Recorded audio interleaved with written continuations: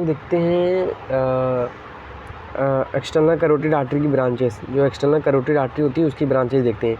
तो सबसे पहले अपने को पता होना चाहिए जो एक्सटर्नल कैरोटिड आर्टरी वो किसकी ब्रांच होती है। तो जो एक्सटर्नल कैरोटिड आर्टरी होती है बेसिकली वो ब्रांच होती है कॉमन कैरोटिड आर्टरी की। तो जो कॉमन कैरोटिड आर्टरी है वो उसकी ब्रांच होती है एक्सटर्नल कैरोटिड आर्टरी।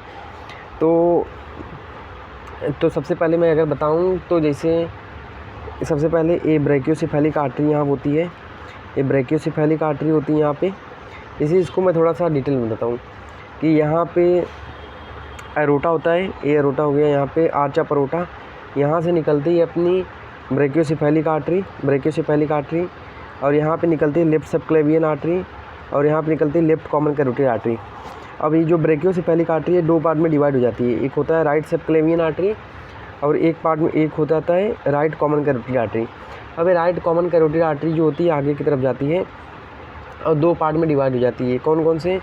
एक तो ये बना देगी, एक तो बना देगी इंटरनल कैरोटिड आर्टरी जो कि हेड नेक में सप्लाई करेगी और एक एक्सटर्नल कैरोटिड आर्टरी जो कि सुपरफिशियल सप्लाई करेगी। तो एक्सटर्नल कैरोटिड आर्टरी यहाँ से निकल जाएगी एक्सटर्नल कैरोटिड आर्टरी। अब जैसे मैं बताऊँ अभी इसकी जो सप्लाई है बताता हूँ।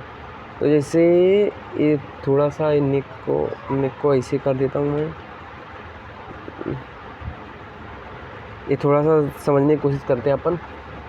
तो डायग्राम पे ध्यान नहीं देने का है। और ये अपने को मैंने कान बना दिया, एक कान बना दिया और ये बना दिया, ये थोड़ा टंग बना दिया। अब जो ये क्या है अपना, ये अपना राइट एक्सटर्नल कैरोटिड आर्टरी है। तो ये brachiocephalic artery, right subclavian artery, right common carotid artery, इसकी branch right internal carotid artery, right external carotid artery.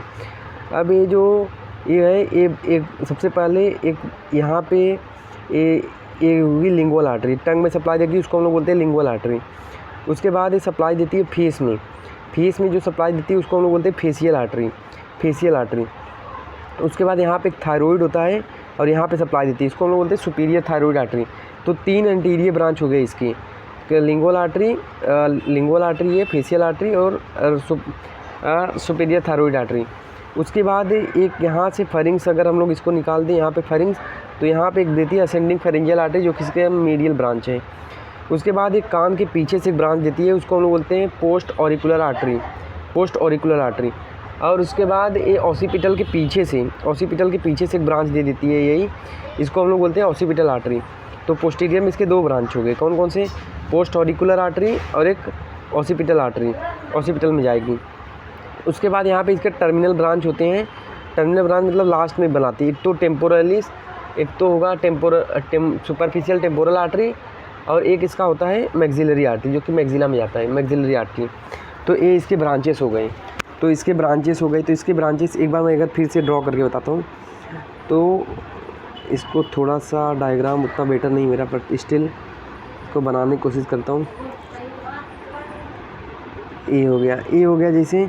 तो यहाँ पे जो है ये अपना राइट एक्सटर्नल कैरोटिड आर्टरी, तो ये टंग हो गया, सपोज ये टंग हो गया, तो टंग में जाके लिंगुअल आर्टरी देगी, ये फेशियल आर्टरी, और यहाँ पे कान के पीछे से निकल जाएगी पोस्ट ऑरिकुलर आर्टरी, यहाँ पे ऑसिपिटल के पीछे ऑसिपिटल आर्टरी, और यहाँ पे थायराइड होता है, थायराइड में सप्लाई देगी थायराइड आर्टरी, और एक यहाँ पे फेरिंग्स में दे देगी असेंडिंग फेरिंजियल आर्टरी, और दो टर्मिनल ब्रांच इसके निकलेंगे, एक मैक्सियल आर्टरी और एक superficial temporal artery.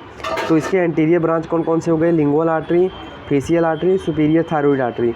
Medial branch में असेंडिंग फेरेंजियल आर्टरी।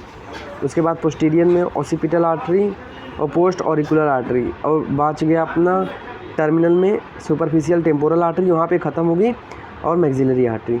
तो ये हो गया अपना ये एक्सटर्नल कैरोटिड आर्टरी।